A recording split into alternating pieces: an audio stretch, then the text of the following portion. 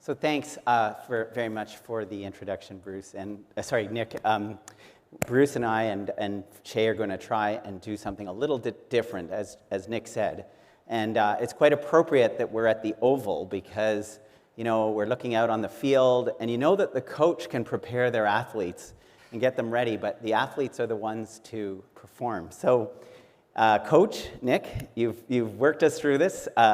Hopefully now we can perform, and it's on us if it doesn't go as well.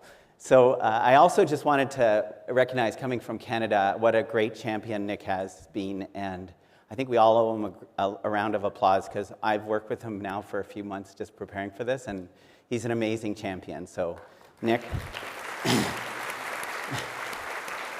So we're going to do something a little different. This is most speakers are going to tell you to put away your cell phone. I'm going to be the exact opposite.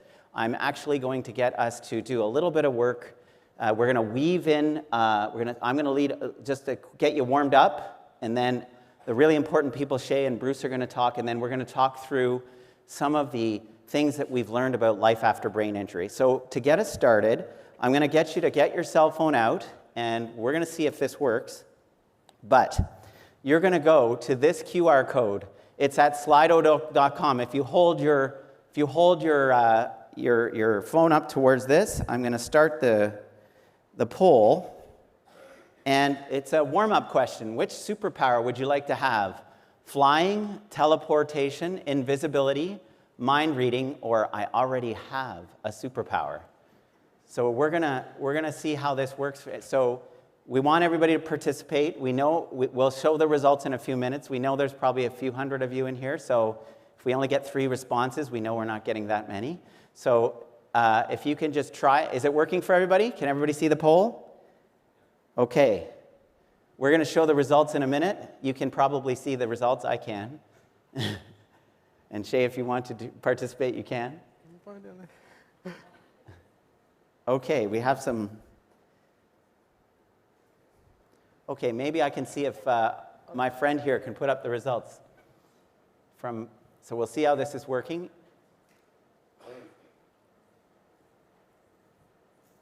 We got to flip. I can tell you, as we go in, that a lot of you would like to be teleporting. Now, I hope that isn't a statement about how bad this has been already, that you would like to go somewhere else. But, so a lot of you would like to fly and mind read, and a significant proportion of you already have a superpower, which is amazing. And invisibility, okay, I will not call upon you in the conference. So that's just a warm-up for what we're going to do through the next hour and a bit. And so I want to thank you for your participation. And without further ado, I'm going to hand it off to my colleague here, Ché, who's going to talk about his experience. And I'll ask you, as you listen to both Ché and Bruce, to think about the things that are really important for life after brain injury. And we'll review that after they've spoken. So, Ché, it's your turn now.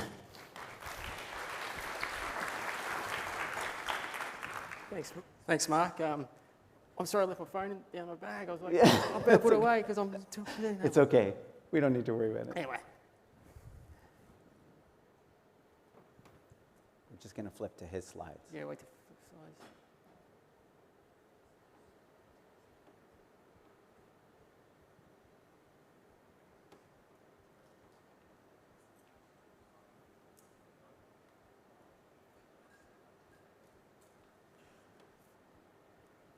Imagine waking from the deepest of sleeps, only finding you're trapped. You can't move or talk. You're terrified. Do you recognise no one around you? Have you no memory of how you got there? This was my reality 15 years ago as I started regaining consciousness after a horrific motorbike accident. I shouldn't be alive. I swerved to avoid oncoming vehicle, lost control, and fell 40 metres off a cliff. When I finally got to hospital, I presented with severe diffuse axonal brain injury, ruptured spleen. My family told I had 2% chance being the first night. Had a tracheostomy fitted after 10 days off sport. Spent 16 days in ICU. The next 3 months with GCS of 3, fight for life in deep coma. The lessons I learned, breakthroughs I made during my initial recovery when I learned to walk and talk again, was just the beginning. Relearning life while returning back to work as a physiotherapist in just 2 years after the accident to now, 15 years on, where I'm still making emotional and physical recovery. This experience has been a positive in my life. It took me a long time to realise that. And it's given me much more deep, meaningful relationships with those I love. Has changed my career direction. Shows me what's important and gives me a unique perspective on life. 26 years old, I was bulletproof.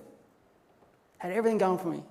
Just finished uni, scored a great new job, a great position in the sports practice, was fit and healthy, but I was a risk taker and loved to ride my motorbike.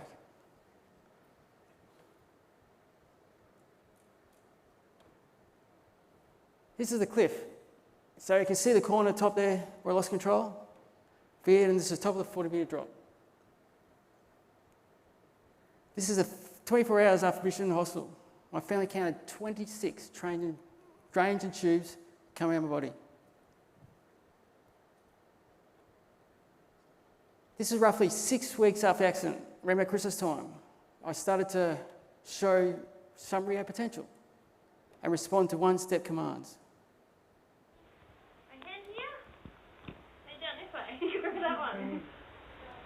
Have your hand up here. That's good. That's good.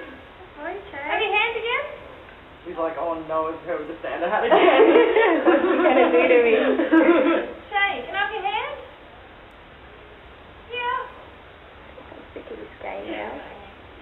Next one, I'm just going to be like a straight kid. Ché, Stay in my hand. put your hand in here. Where's the Santa Claus to look at? Grab my hand. Yeah. You're totally distracted. Sorry, I'm the one who always comes in and I'm like, You're going to talk to me about... I have no memory of this. This is still when I was technically in a coma. You can see my right arm flexed up because it's left side brain injury, so my right side was affected.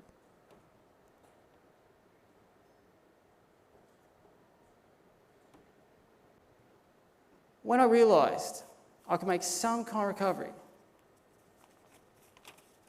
my goal was to return to life and work as before.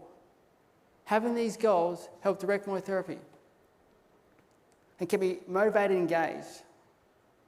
After 6 months hospital, I spent 12 months at home, mum and dad, receiving outpatient therapy. It was made a whole lot easier when I knew what I was striving towards. This is my first wave I surfed after an accident.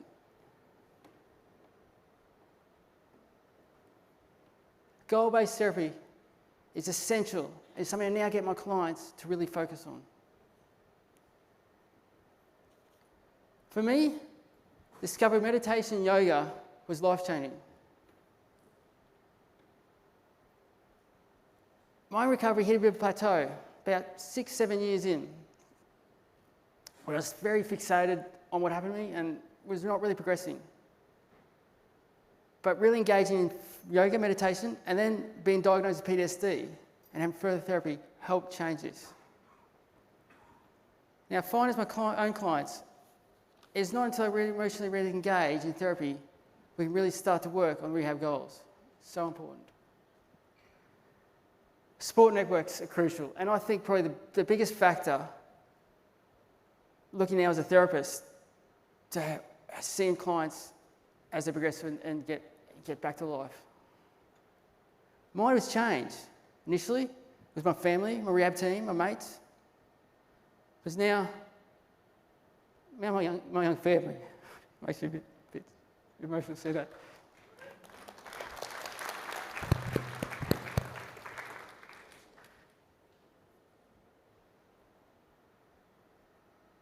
And as therapists, it's so important to have this support network. But also really crucial when we can identify become counterproductive.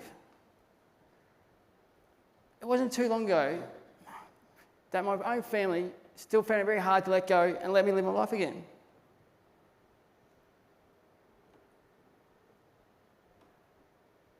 Instead of letting go and allow me to get back to life. Thankfully, they no longer do this. But it took someone from outside looking in to first see this. So, my question is, why does this 2-year myth that recovery can only happen in the first 24 months after injury still occur? Or is by having emotional adjustment lead to further gains later on? Look, I'm living proof this happens. I'm doing things better now than I did 6 months ago, and I'm, 15 years on. I see it every day myself, and every day of my clients as well. Thank you.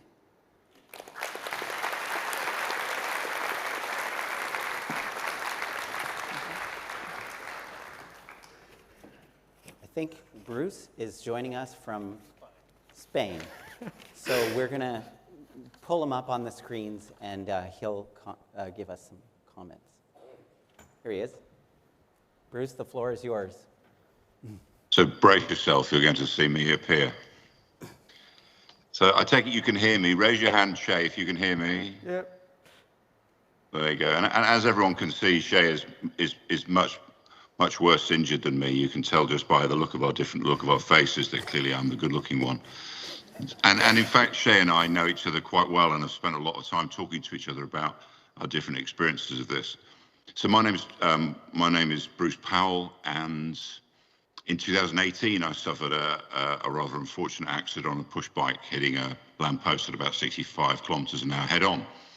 And before then, I was an intensive care clinician, and I was also head of Donate Life, head of organ donation for Western Australia. And of course, ironically, I was a hair's breadth from becoming an organ donor myself. And as Ché relates, you know, I think most of us can honestly say that we're incredibly lucky to have survived. So I spent almost 3 months in Melbourne away from my family. My family came over from Western Australia to be with me. And like Ché, I don't have any memory of that. Ché and I are different in that it's interesting how he says after 6 or 7 years, he kind of reached a plateau. And it's about 6 years for me now.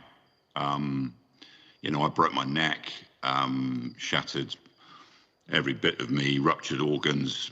And yet, for me, all those injuries have a timetable. I don't mind broken. I mean, I broke both my arms 3 months before the bike crash on another bike crash. So I clearly shared some parts of Ché's reckless behavior. And as he said, that's part of who I am. And although the bones and everything have healed for me, I'll be honest and say that I'm not especially pleased to be a patient, and I certainly would rather not be speaking at this conference. I would much rather be in the audience because I love medicine.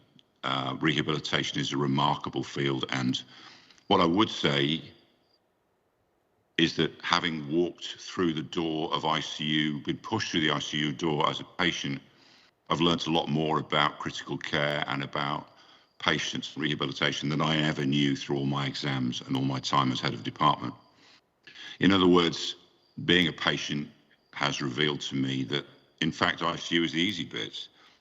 You know, people look after you day to day, they care for you, they feed you. And actually, the difficult part is when you go home, is when you leave the hospital and you go back to your family and you sit in your pajamas in front of the television and think, well, what am I going to do now? And I'll be honest, I still struggle with that. I loved, people used to, remember, you know, people say, oh, you'll find a new normal. The thing is, I don't want a new normal. I like the old normal. And I think, you know, again, I probably lied to myself 2 or 3 years ago that I'd accepted what had happened. Well, I haven't. I haven't, and I'm not happy with what's happened. And yet here I am, and doing the best with what I have. And I'm very lucky. I'm in Mallorca at the moment, and I was very important. You know, Nick asked me if I would speak, and wherever I'd been in the world, I would have wanted to say, you know, here I am. And as I said, I think it's important to say that I'm not especially keen to particularly talk about my own struggles, but I am aware that mine is one of many, many, many. And what I have learned to say is that I only know about one brain injury. I've only ever had one, and it's not for me to say how it is for other people. But what I do say when I speak to other brain injury patients is that I see you, and I know how difficult it is, and I know that if you had the choice, it wouldn't be like this. But it is. And as I said, Ché has been a great friend to me, and he has to put up with me taking the mickey out of him. But people like him, and as much as I've tried to push away the community who've put their hands out to me to help me, I have to admit that it does help. I'm not a doctor anymore, and I'm not a cyclist anymore, and those were the two things that I loved in my life. And I'm still in the process of discovering, so what am I now?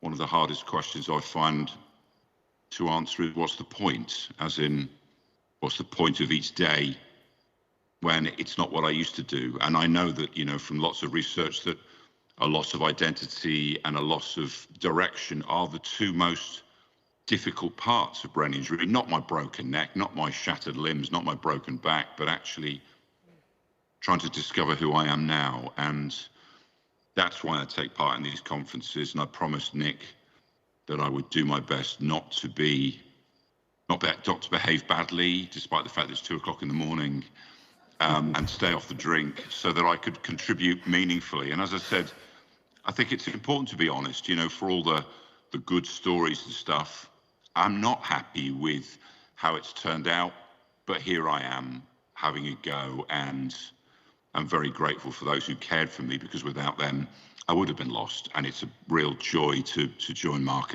and Ché together. So thank you. And hello, and thank you to all those who care for and have experienced brain injury, because like I say, I see you, and it's hard and it's difficult, and we've got you and we see you. And as I said, it is a privilege to now be part of a new community that is the brain injury community. So thank you.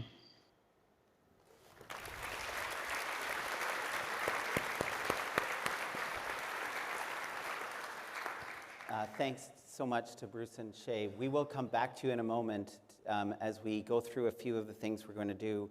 I just want to thank you for sharing. I know that this is sometimes difficult, and we really appreciate you sharing your experience.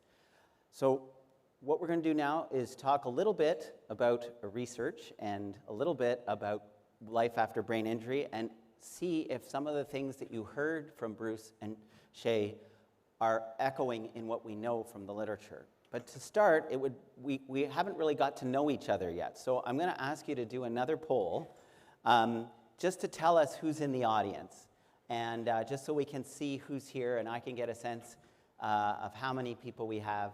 Once again, you hold up your camera, it'll ask you a question, you can select the most appropriate answer.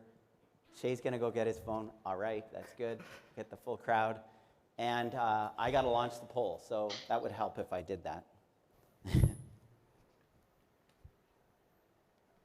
Okay. Okay, there we go. Everybody seeing it now?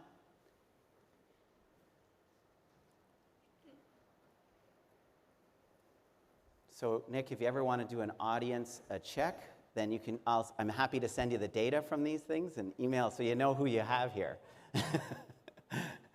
Okay. Okay, everybody, I think we have a lot of different, a really varied audience. We have about 15% are people with brain injuries, and 8% are carers or family members of the person with the brain injury. And then we have a mix of nurses, OTs, highly represented, physicians, psychologists, speech pathologists, and we even have some policymakers and funders. Oh, that's really good. So maybe we can help you decide how we can better spend our funds that we spend for brain injury. There we go. Okay, thanks so much. So that's kind of the breakdown, and that gets a sense of where we are. And Nick, I promise to give you the data. Okay, so I'm going to go on to another poll, which is the next one, which will come live in a second, which is, this is a multiple choice question, and it's going to look at the research for a moment. And the question is a bit, I'll try and paraphrase it. So, which of the factors below are not associated with worse self-reported quality of life after brain injury? So one of these is not as bad. The rest are bad. They're not as good, or in the research.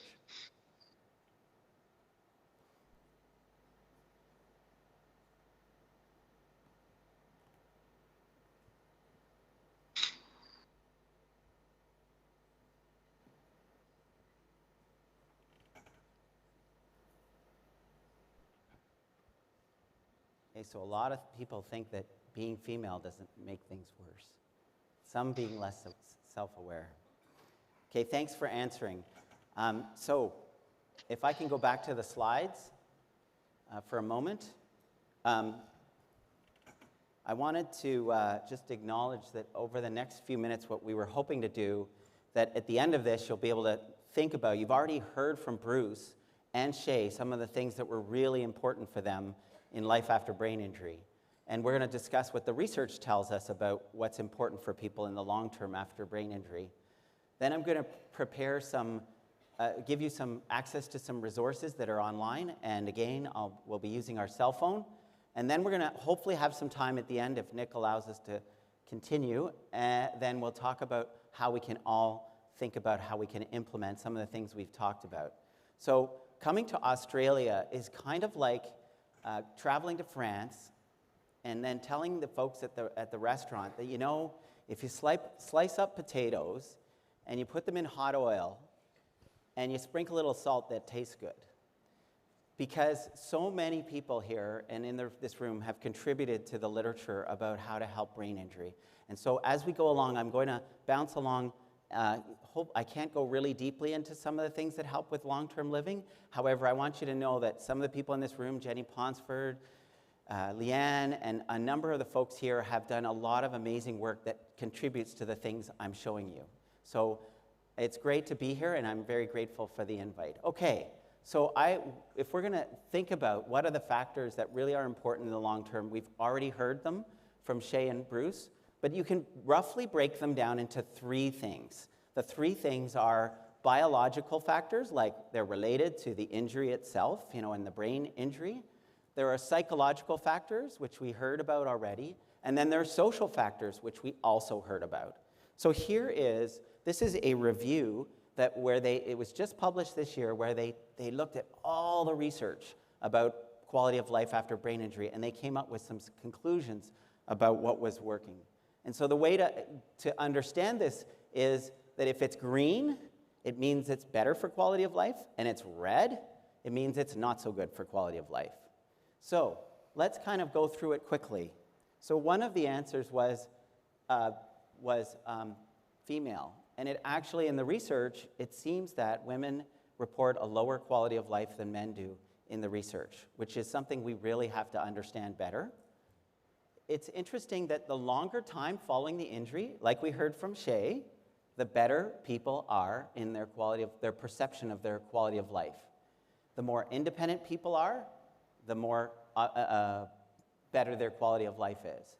And interestingly, there isn't necessarily a relationship with severity of injury. We often hear, and we're going to have a lot of discussions tomorrow about mild traumatic brain injury and concussion, we often hear that mild brain injury is not so mild. So it's very interesting that the more severe the injury doesn't always mean you're going to report that your life is worse. So here are some biological factors that we can talk about. They are like epilepsy, seizures, if you have troubles with thinking, if you're more severely disabled, if you're fatigued all the time, if you can't sleep, if you're in pain. or if you had something before, this is going to make things tough for you. So those are the biological things that make a difference. So I also asked you about psychological factors. And one of the things that we find in the literature is that people who are a little less aware of themselves, and this is sometimes an injury related to the front part of the brain, people are not as able to evaluate their performance and evaluate how they're doing. We know that people with lower self-awareness actually report a better quality of life. Maybe they're not as concerned about things. And so that was actually the correct answer to the quiz, which was people with lower self-awareness or higher self-awareness actually report a lower quality of life. And so then what are the other things that you've already heard about from Bruce and from Ché is people who take an active, task-oriented approach to helping themselves, where they do things, they're very active, whereas people who are not as active, unfortunately, report a lower quality of life. Again, you heard from Ché, particularly, and Bruce, this importance of this self-determination and a positive affect. And we find that people with brain injuries often have trouble recognizing emotions. And I'm going to come back to this later in my chat about the importance that people with brain injury may not be able to read what people are saying. And you can imagine that that's difficult for relationships. If you don't recognize that somebody you're talking to is actually getting angry, then you may have trouble responding appropriately or changing what you're talking about. And I know Ché told me when we were preparing, he said his wife is very good at giving him direct feedback. So I think that's important when you really may not be picking up on things. So these are the things that we run into in the long term that are way more important.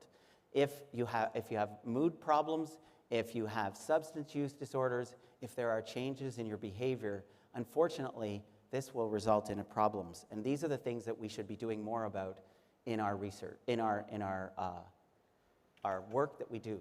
So what about social factors? Well, you already heard about them. You heard about the importance of being involved in your community, the importance of friends and family, the importance of education and being employed. And these are critical things that really make it better for people with brain injury. And it's really important that we work, if people are not able to get back to employment, it's really critical that they get back to something productive that they feel is valuable.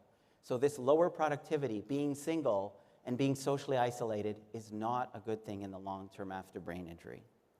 So with that, I will just highlight that we spend a lot of time in brain injury rehab wondering about mobility, and it is critical. But it doesn't seem that the research says that if you're less mobile, you're less happy with your life. So we probably should be thinking about the other things. And the interesting thing is we often think of older people not being as having a different perspective than younger, and the research does not support that quality of life changes with your age. So what about caregivers? Well, the research shows that families report that they will have more anxiety and depression if there have been behavioral changes in the person with the brain injury or their mood is worse. So these are really emphasizing the importance of us thinking about those really important other things in brain injury. Okay, so this is another survey, time to wake up again, and then we're going to come back to Bruce and Ché for a moment, as well as the audience, and Nick's got his microphone ready. But before we do that, we're going to go back to another survey, and I'm going to just close off that one. So this is a question that I've asked a few audiences now, and this is a question about, in your opinion, which are the most frequently missed education topics that haven't been covered well in a typical rehabilitation? So in a moment, we'll let you get on. Is everybody thinking about this one? Hands up, anybody having trouble logging on, because we can come and help you.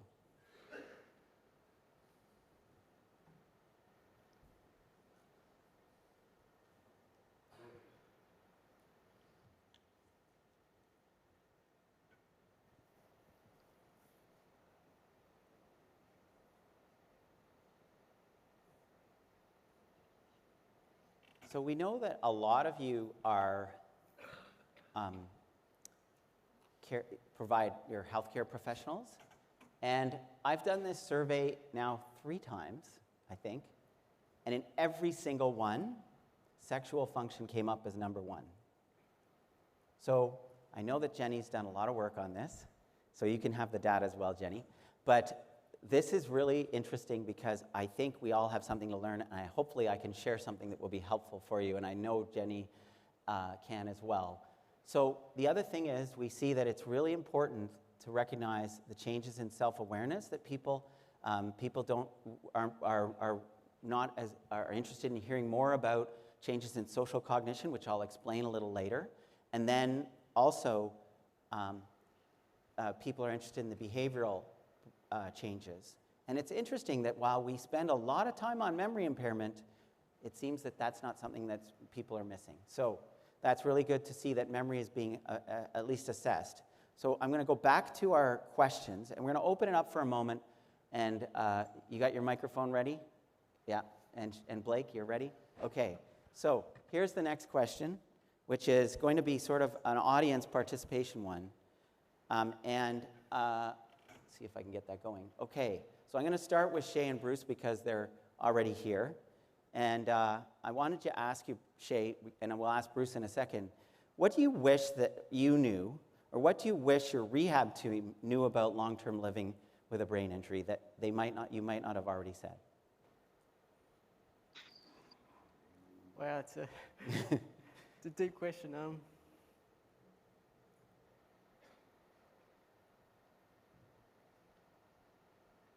Mine would be how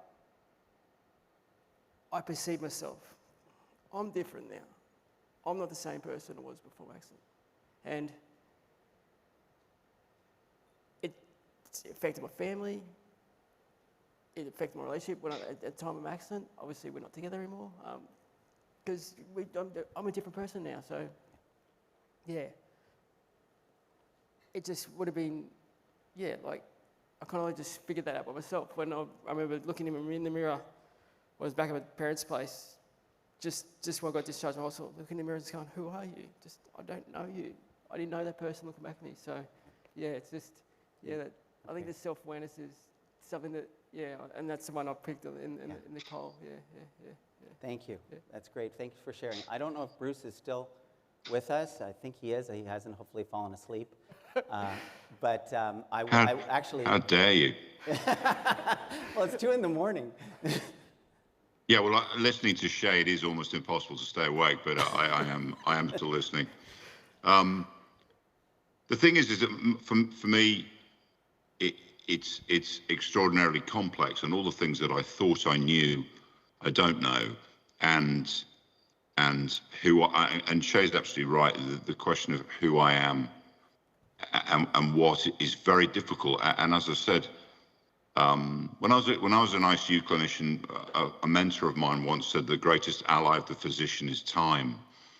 And ironically, people would say to Ché and me, "Well, you have to be patient."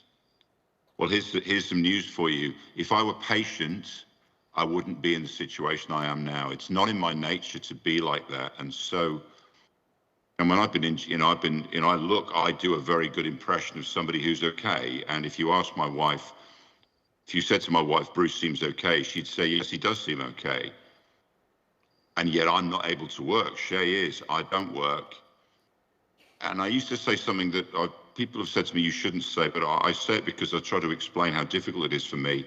I would rather have a spinal injury. I would rather be paraplegic than brain injured, for the very simple reason that people would see me. People don't see me and the struggle because, well, he's a big strappy guy. He looks fine and he's funny and messes about. Yeah, I do, but give me an hour and you'll find me asleep, or you'll find me unable to put words together.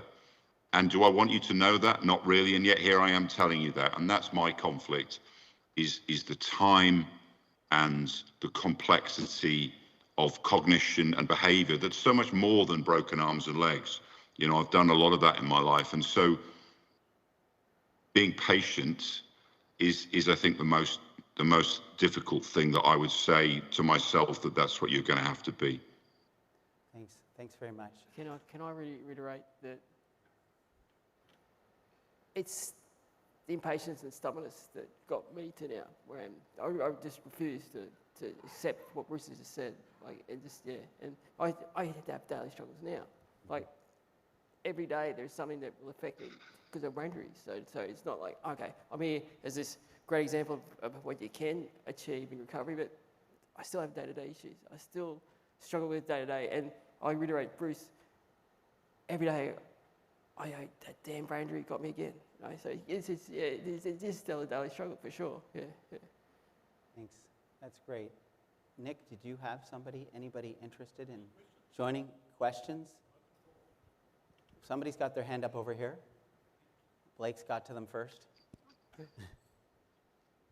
It's not really a question. As far as like reading that discussion point, I had a brain injury 3 years ago, and it's like the thing that I wish my rehab team knew was actually to help me support, like utilising my NDIS for appropriate supports. So I think that's something that was kind of missed for me. Thanks for sharing that. That's great. Anybody else? Oh, we have somebody else? Yeah, me. All right. I was born into the world with a acquired brain injury. I also had a major car accident 18 years ago.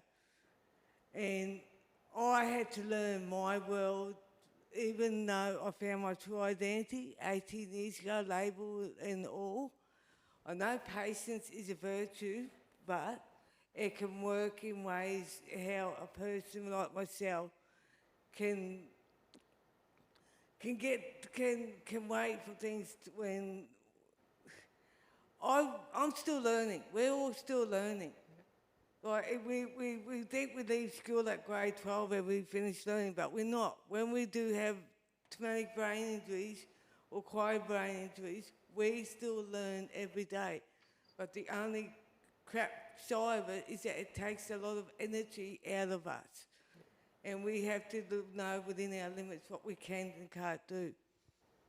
It's great. I think we're hearing a theme that you're learning every day. I think we heard, and every day you're facing the reality. TBI and ABI is a lifetime journey. There's no, I'm sorry to say, but there's no end point. There's no point you wake up and go, oh, that was a hard time, but I'm better now. It's a lifetime. You have it with you forever. So it's hard to accept that. Yes, I had a brain injury in 2012, and I was an academic then, and I did loads of research once I had recovered a bit after my 68-day coma. And what I was disappointed about was the research that is published about recovery after year 2. There's lots and lots of data and studies about what you should do in the first 2 years. Those 2 years have long gone now, and I'm still recovering.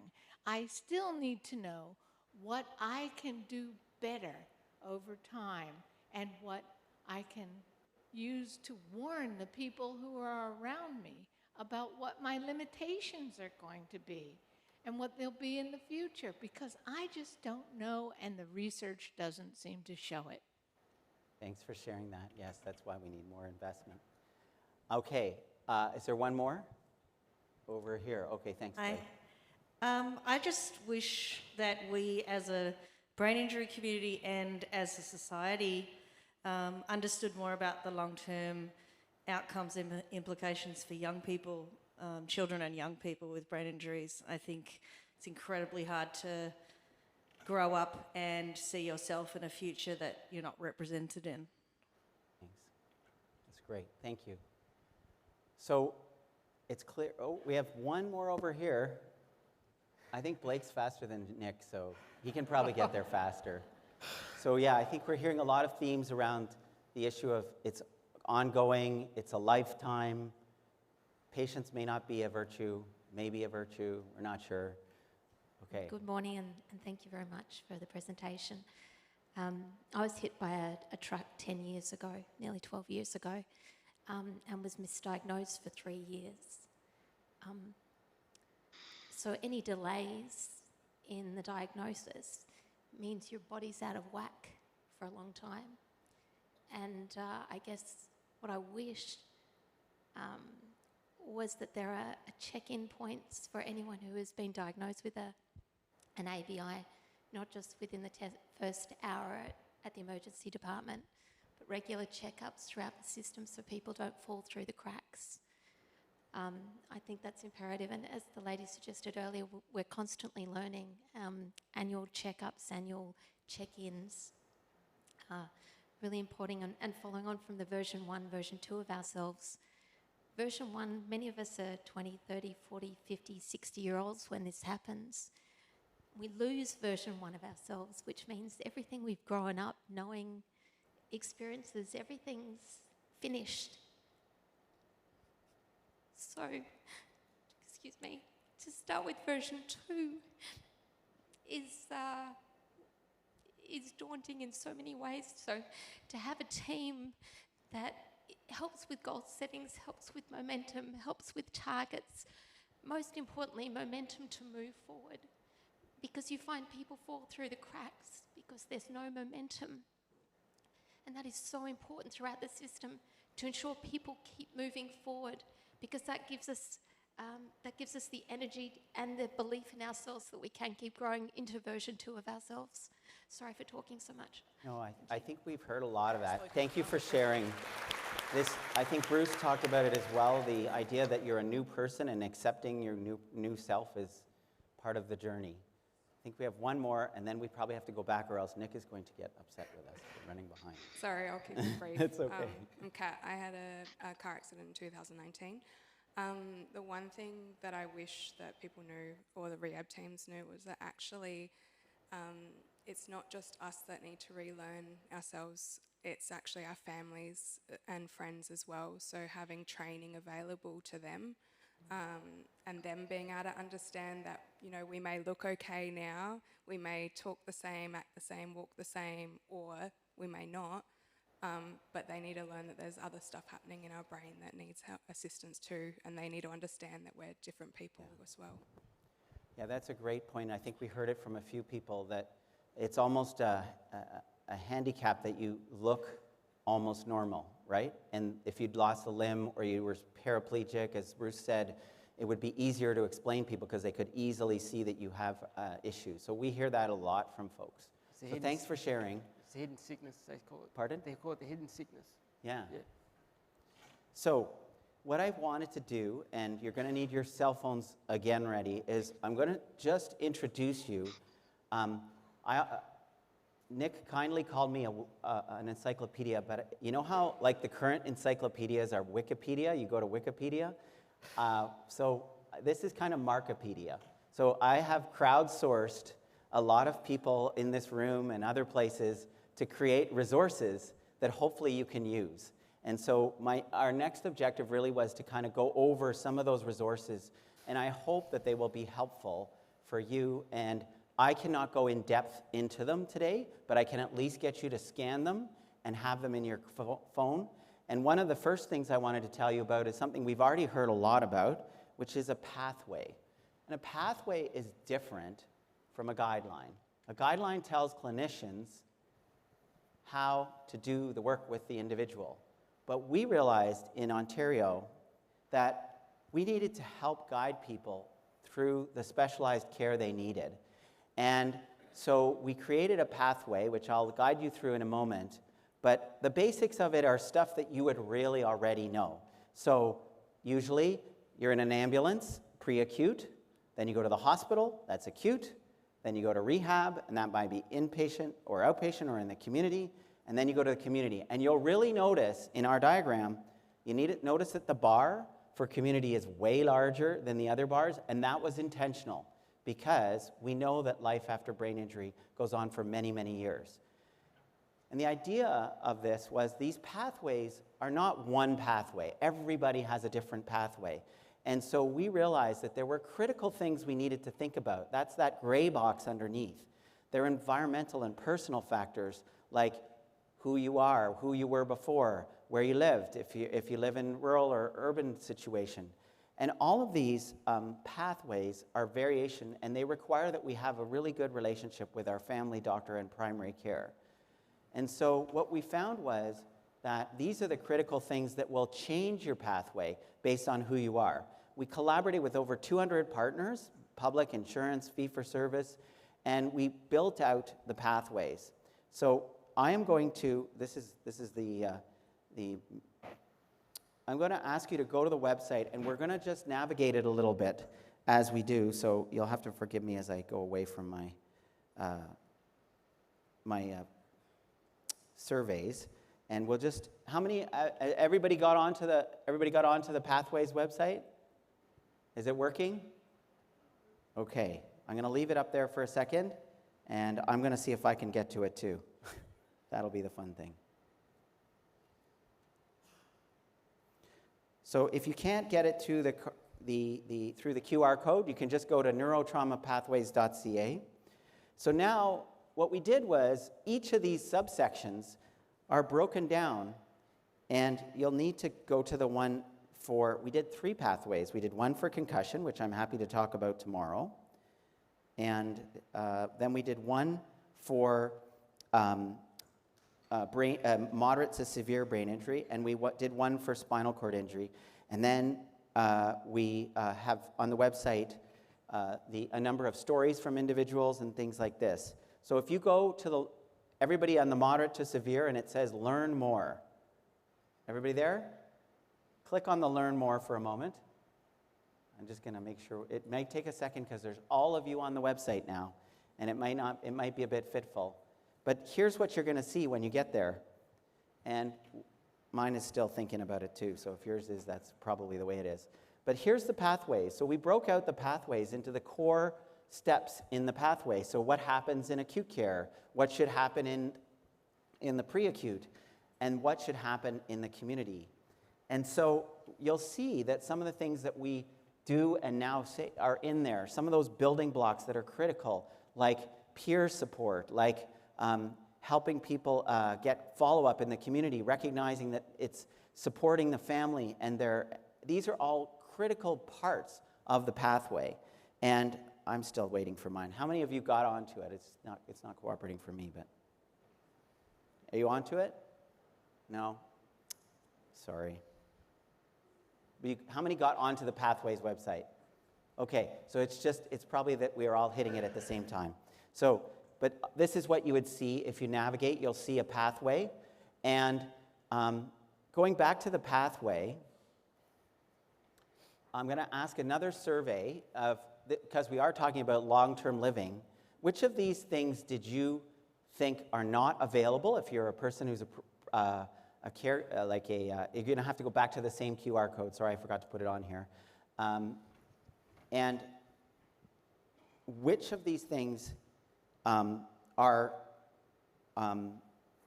things that should be in place but aren't in your area, or which of these things are things that you'd like to see more of? And so I'm going to see if I can launch the poll here. Sorry, guys. Here we go. Okay. So if you go back to the poll, you should have it open still. If you don't, I'll go back to the QR code for the poll. Everybody have the poll still available? Maybe not. We'll go back. It's still the same code. There it is. If you click on it, you'll see the poll is live. So these are things that are building blocks in our pathway, and we found that, I'm going to go forward again. These are things that we think are not in place as much as they should be. So we're seeing a lot of people feeling that family education was something that was not something that they saw as much as there is going on. Mental health supports, peer group activities, implementation of community supports, and outpatient cognitive rehab.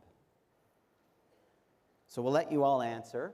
We've got, I don't know what about 150 of you have answered. That's good. Up to 155. So that's good.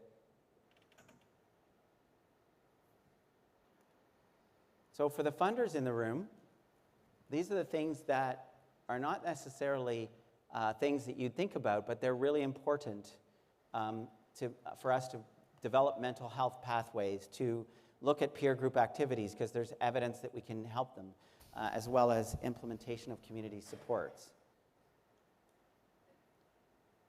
Okay, thanks for participating.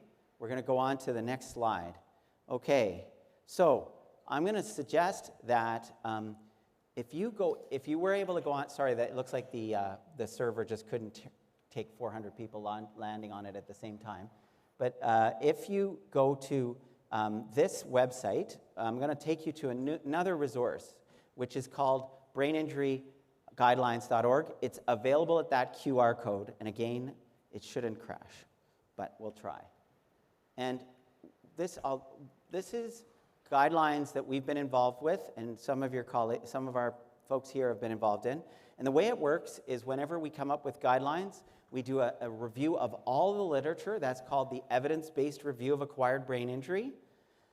They feed us the evidence. Then we get an expert group together, and it comprised of clinicians and people with lived experience, program leaders, researchers, and administrators. And then each of those experts then panels develop recommendations. And so we're going to talk about some of those. I'm going to stop the poll. We're going to talk about some of those as we go through this. So has anybody been able to get on the website? Okay. Phew. It's like walking the tightrope up here, seeing if anything's going to work. At any rate, so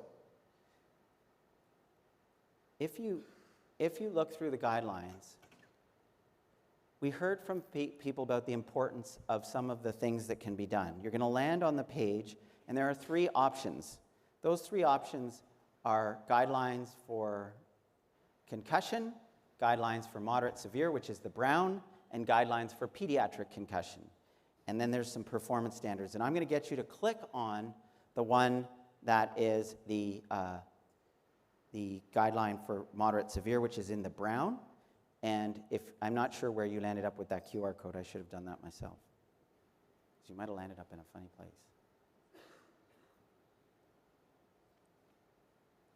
Okay, so each of these guidelines I'm going to talk very briefly, because again, this is just directing you to go to Wikipedia, and so this is the Wikipedia of brain injury. So let's talk about the different things that we can help people with in life after brain injury. So we recognize there were some biological factors that can be ameliorated by different sorts of strategies. And in our guidelines, I would encourage you to scroll down to the, if you click on the bar that says the Canadian Clinical Practice Guideline, if you haven't got there yet, what you'll find is that there are guidelines for managing fatigue, there's guidelines for sleep, there's guidelines for helping with pain, and we're going to talk about cognition in just a moment. So let's try and find where the fatigue section. How many have found the fatigue section? Oh, we're moving slowly, so we'll keep on working on that for a moment. First of all, you have to tell us you won't sue us. So that's the first thing. There's a disclaimer that we have. But hopefully you'll recognize that if you scroll down, you'll see probably under psychosocial and adaptation issues, you should find some of those things, as well as under a number of the medical nursing complications, which will give you some of these things. Okay?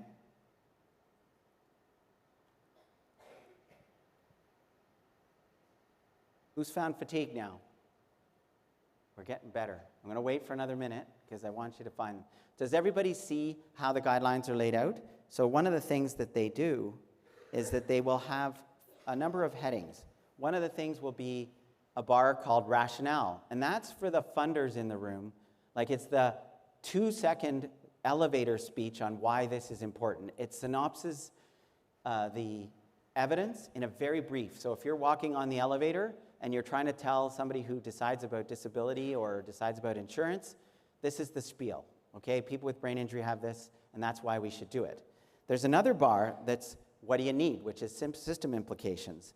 There's another bar which includes key indicators, which would be how do you measure it. And then there's a number of tools and resources which help you to implement it, like it's checklists or measures. And so that's what's available to you. So next, I'm going to talk about thinking. And very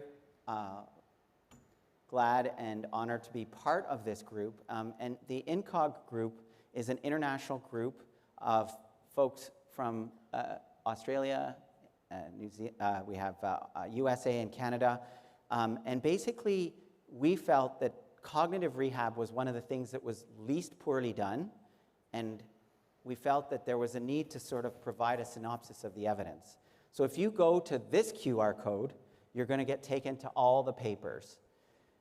And obviously, in the time I have and the time we have, we're not going to have time to review everything. But I am going to talk to you briefly. Has everybody got on INCOG?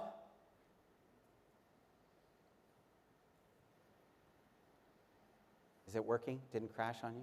Yeah, it's working. It's working? That's good. You got to it? Yep. Good man. Okay, so we basically provide clinicians with guidance about how to navigate. If a person's in a coma, there's a chapter on how to manage post-traumatic amnesia in the early days. And then if the person is awake now, it goes through what are the assessments you should do for a person regarding their memory, their cognitive communication, as well as their executive and attention. So again, we have a chapter that's specifically dedicated to memory.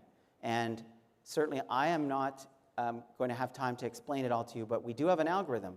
And what it basically shows is that if you have a very severe memory, there's a number of strategies you might use that are different than if somebody is able to take up some things. And obviously you can't read, and I'm not going to read all of those things in the algorithm, but they're all in the papers. And if you haven't seen them, it's really important to see those. So I'm going to talk about cognitive communication just briefly, because what we heard was the importance of relationships. And cognitive communication is really important for people's relationships. And so we have prepared a whole chapter on this. So I'm going to just briefly talk now about the psychological factors. We talked about the biological factors. Now we're on to the psychological factors. So there are some things that we could actually, and believe it or not, there are actually a lot of things we can do for these things. There are emerging treatments for people to help them recognize others' emotions, to deal with depression, to deal with their behavioral changes. How are we doing for time? 25. Thank you. Okay, we're good. So, next question. This is the audience participation. Okay, and this will be a word salad, I think.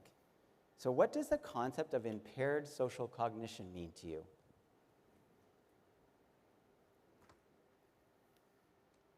I got to launch it.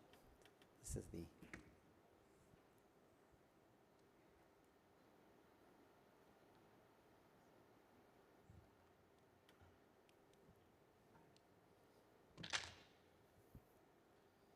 Is it gone live for you guys?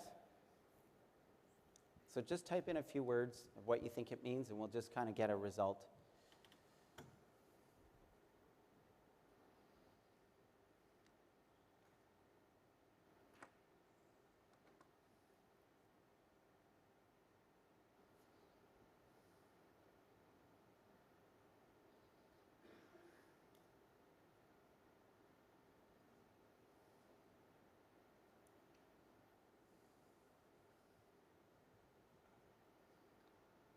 We're seeing a lot of themes around emotions, relationships, social skills, the ability to interact with society.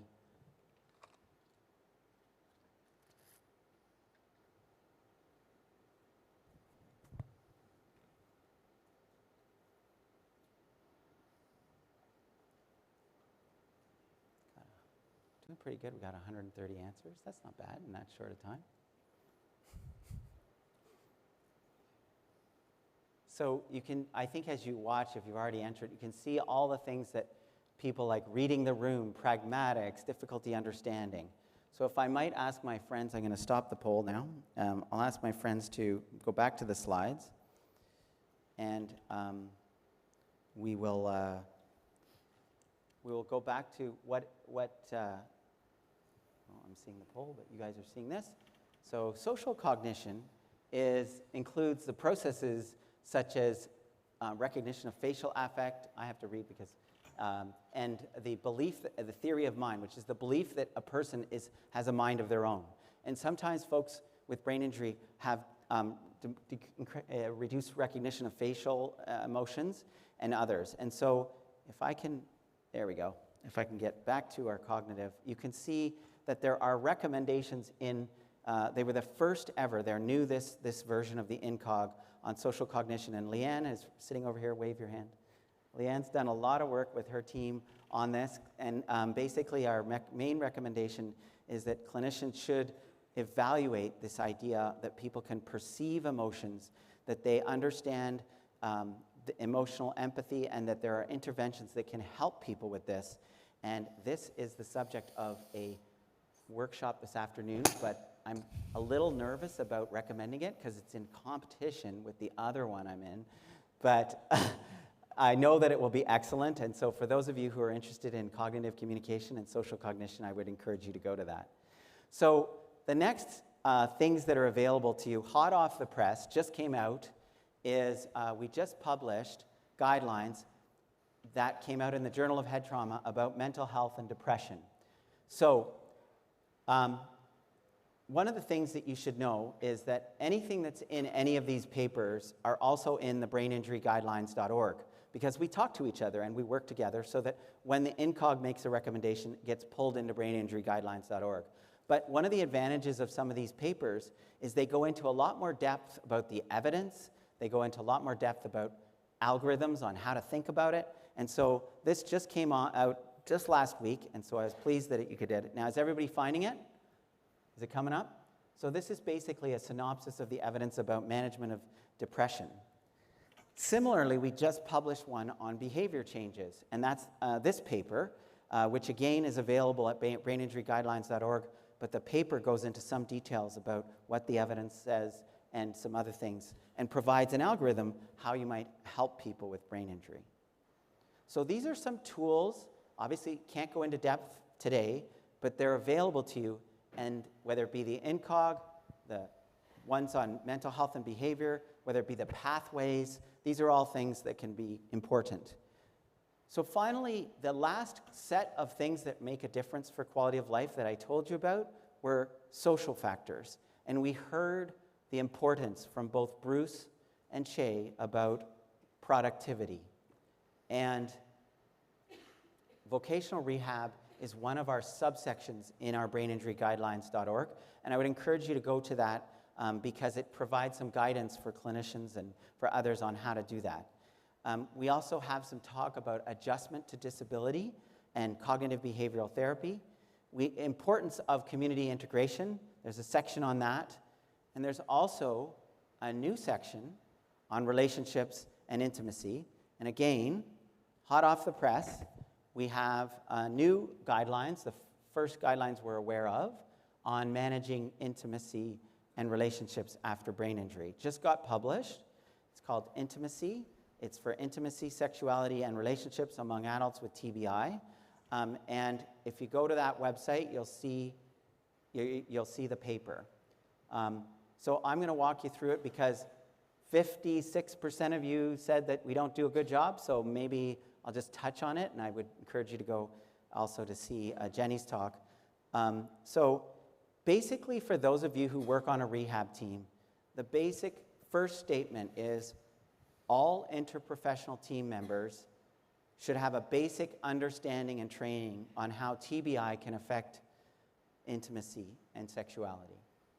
Because if you're a physiotherapist, and the group, I'm not the expert, I don't do a lot of research in this area, but the group they said that the problem is if you're a physiotherapist, the person may come up to you and ask you about positions and things that are really important, and if you are not ready to discuss it, it's not going to be very easy. And we know we have variable comfort with this concept. So our second recommendations is that interprofessional teams should identify a key member of the team who will always talk about sexuality and intimacy with the person with brain injury.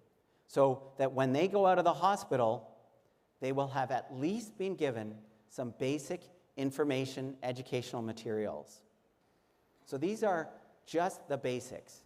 And this is why in the next thing, this is from our algorithm, I didn't show you the whole thing. It says that in the early days, when you're inpatient or you're in community rehab, that you really should initiate a discussion about intimacy and seek permission from the person, depending on their comfort, to discuss it, and if possible, have their partner present. And then you should provide them with written information and other supporting things. And the topics that we recommended people talk about is causes of changes in sexuality following brain injury. We know that there are hormonal changes, there are fatigue, there's pain, there's headaches, there's many, many reasons why there may be difficulties with sexuality and intimacy after brain injury. And so there's some basic information we recommend. And then when you get followed up, again, we recommend that the person who's following up should initiate a conversation. And if you can establish that the person is having difficulties with relationships and intimacy, that you really need to do a detailed workup of it and understand, is it this a medical problem, is this other problem, and if so, take some strategies to address that. But there's also some there are some interventions that have been developed by folks here and over in the US and other places to help couples who may be having difficulties. And so that's why even if the person does not report difficulties, it's always important, if they're not in a relationship, that you help them to establish a new romantic relationship if that's what they're interested in. And so we have some recommendations on things like safety and being aware of the things that they might not know. And so this is really an important topic that I think we all can do better on. And as I said to you, I think in terms of the long-term quality of life, relationships are really important. So in summary, we're going to open it up for questions, open it up for our other panelists. I would argue that the red flags that we really need to pay a bit better attention to in our work is some of those biological factors like cognitive impairment, helping people who are more disabled, treating epilepsy if we can, treating fatigue and sleep impairment. Those psychological factors, we should help people who have a tendency to have difficulty recognizing facial, and we have things we can now do. And we can also treat people who have depression, anxiety, substance, and behavioral difficulties. And finally, and I don't know, I think we heard people who are having not a lot of interaction with their community, it's really important for us to find ways to get them more involved in some way, in something productive, and reduce social isolation, because these are really the critical things. So I'm going to just, at this point in time, I think what I wanted to do was just open it up for comments and questions, and I want to make sure that Bruce and Ché also weigh in, and then we have a few minutes to open this up. So I went through the resources very quickly. I will say that if you want any of the resources, I have a person who works with me. Her name is Eileen Kua, and Eileen took a fancy to making websites. So I'm not a guy who likes to have my own website, but I do. Because Eileen said, Mark, you have too many things, and you keep telling people about it. So if you go to docmarkbayley.com, everything I showed you is linked there now. So, but because Eileen, I know Jenny knows her and Leanne knows her, she's amazing. And so she put together a website. If you go there, you'll find everything that we talked about today. So with that, I'm going to stop and open it up. Do you have a QR code for your website? Pardon? Do you have a QR code for your website? I don't have a QR code for my website. And just remember that my name is spelled B-A-Y-L-E-Y, not Bailey's, as in Bailey's Irish Cream. Any questions? Mark? Yes, Bruce. I'm sure that Nick knew it'd be inevitable that I would start to interrupt now as we reach past the hour. God knows what might happen. But what I wanted to say was that one of my experience of this is the recognition that brains are extraordinarily complicated, and beyond that, relationships and sexuality and cognition are incredibly complicated, and we never think about that. We socialize, we have relationships, and we don't notice the fact that those are highly complex, multiple moving parts. And that's been my experience, is that the simple bits like broken legs and broken arms and broken necks, are much, much simpler than trying to figure out, you know, my wife and I have known each other since we were kids, and yet it's a struggle now. You know, we've known each other all our lives, and as you said, and as Ché has said, we are different, and that makes the coming together, that makes the relationship so much more difficult and subtle. And I think, I mean, I know Jenny's done a lot of work in that, and I know that you have as well. And I think things like, you know, normal relationships, social situations are so much more complicated than unaffected people realise. And I think it's very important, the work that you're doing, to recognise that, because it helps us feel more normal. Thanks for that feedback. That's great. It's also feeling the normal, Bruce, but it's also with children that have born like myself with acquired brain injury from birth. Sometimes parents don't tell their child what they're actually dealing with. That's from my world. I know my parents didn't tell me of my actual labelling of my acquired brain injury, or I nearly died twice in my first 3 months. But it's only from my car accident, Bruce, so I had to find out my own actual world as to identity, because I didn't know I was labelled. I didn't know, because I'm someone with a complex disability who I was born into the world. But my family didn't tell me, but I had to learn my way around, even being married, having a mother of 3, and my mother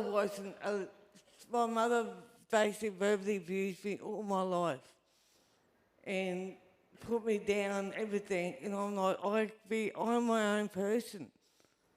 Yes, I've got complex disability, yes, I'm hearing impaired, blah, blah, blah.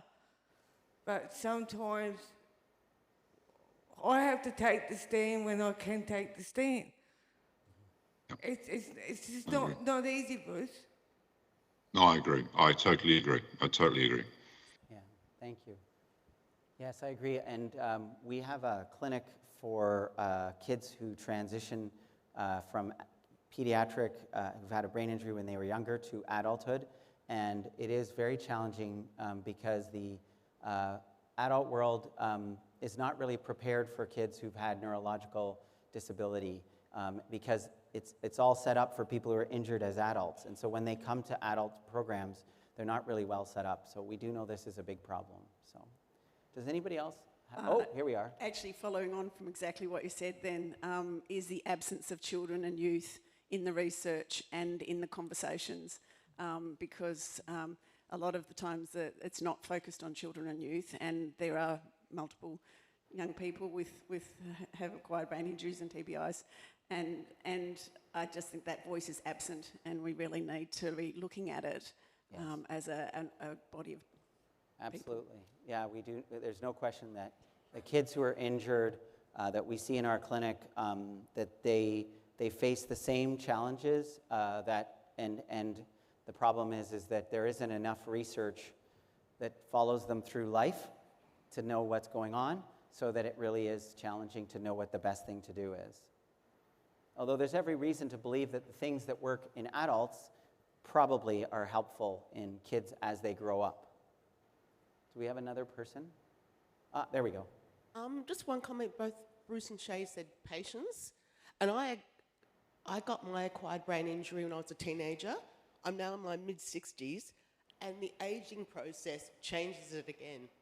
Yeah. And that's something no one's touching on that, and that's something, to be aware. Some things are changing for the better for me, some things aren't, but that's another layer that we need to consider, the aging process, when you've got an ABI or TBI. I think there's a talk in the conference on that, aging, isn't there, Nick, in brain injury? And I also, yes? There's actually a national launch of tools for aging well with a TBI. So. Perfect. Yeah, so I knew that this is an important topic, and we're very interested in it. And while we're just doing a little bit of a literature review on the topic, just to see, there's 2 things that come up with aging.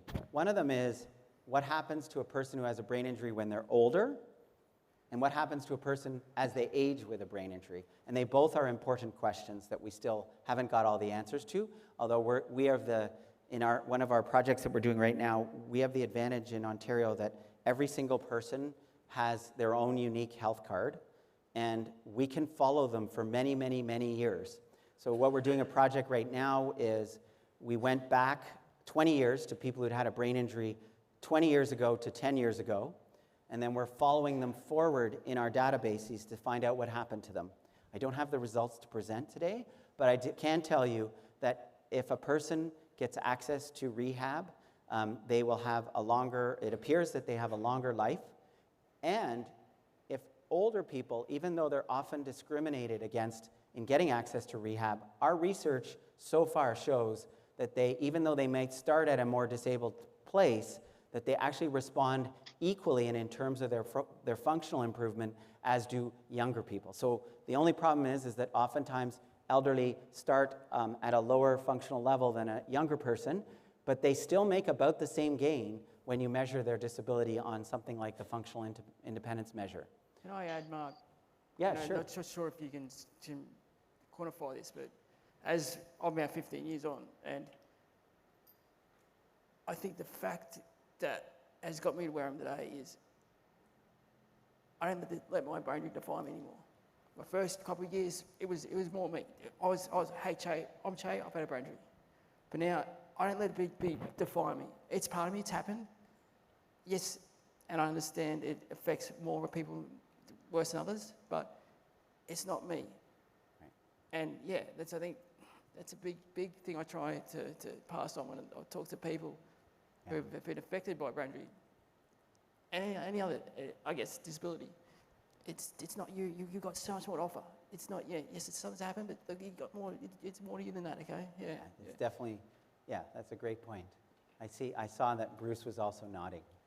Well, I can just say that as I said, I've spent a lot of time with Ché, and that's one of the topics that we discussed, is that we are at different stages, and I do feel differently to him about the injuries, and he's been a remarkable support to me, explaining that's how he feels further down the line, and I think it's true, and it's a beautiful thing that people come to understand it. And as I said, hopefully one day I'll be slightly more sympathetic to myself and others, having trod the path that Ché and others have done before me. Thanks. We got somebody over here. Yeah. Hello. I'm slightly different. My situation's a little different. I have a degenerative genetic condition, so all my children have it as well. And I was actually responding to what the lady behind me said about parents not telling their children. Mm-hmm. I was in a room with my youngest son when we were told we were dying. So great. But the point being that I think there's not enough research about this. There's not enough research about children with ABIs, and particularly about their aging, which has already been mentioned. I am doing some research at the moment while I can, and I've discovered that one of the main things that comes up is advocacy. We have to really, really advocate for ourselves to get things done, which I think is similar to what Ché was saying about that self-determination and that drive. It's not a case of I'm just going to sit back and let someone else fix me. It's well, I don't want to be like this. Right. Thanks for sharing. And I think that this is something that we really have to be very sensitive to, for sure. How are we doing for time? 2 minutes. Okay. Well, I want to just a couple of concluding comments. So I hope that at the end of this presentation, we kind of hope that you might feel that the things we focus on in early rehab might not be the most important as people navigate through their life. And that that there's lots of emerging research on things that they should have on a long-term basis, more than 2 years, and that there are a number of online resources There's some great stuff around, and I would strongly encourage you. And I hope that I've given you a few resources. I do want to acknowledge the people, there are literally hundreds of people who've contributed to these resources. This is some of my team members. You see Eileen, who did my website, docmarkbayley.com. But I want to, one of the things with wrapping up, we're going to do one last poll. And for those of you, I might not know, but I'm very interested in implementation of the best evidence. As you can see, I do lots of guidelines. But one of the things we know from research is that if you come to an educational session, it's really important that you make a commitment to change. That's something you're going to use. So I'll just ask you if you can forgive the last poll and tell us, of the things we've talked about today, what are the things you want to do differently because of it tomorrow? Or what do you want to incorporate into your plans or practice? So I will launch the poll. You got to do that last time.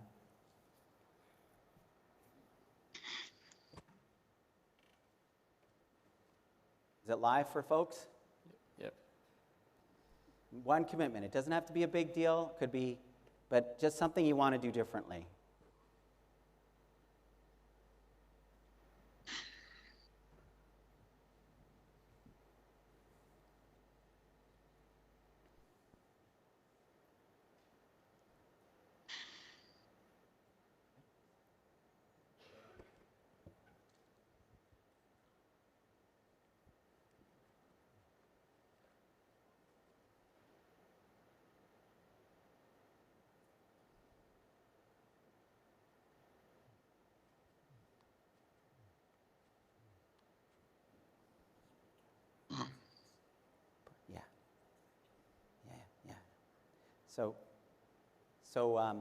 Let's just see some of the themes where there's a lot. Great to see that some people are being brave and going to talk about sex.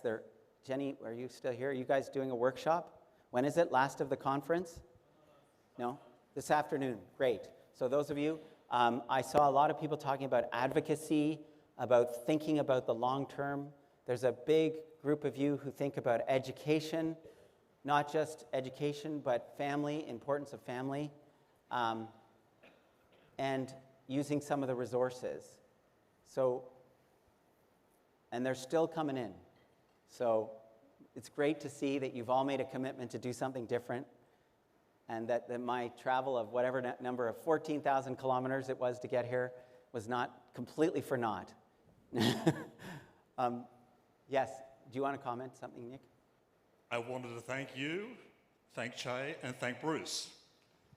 So that's the end of the session. Thank you very much.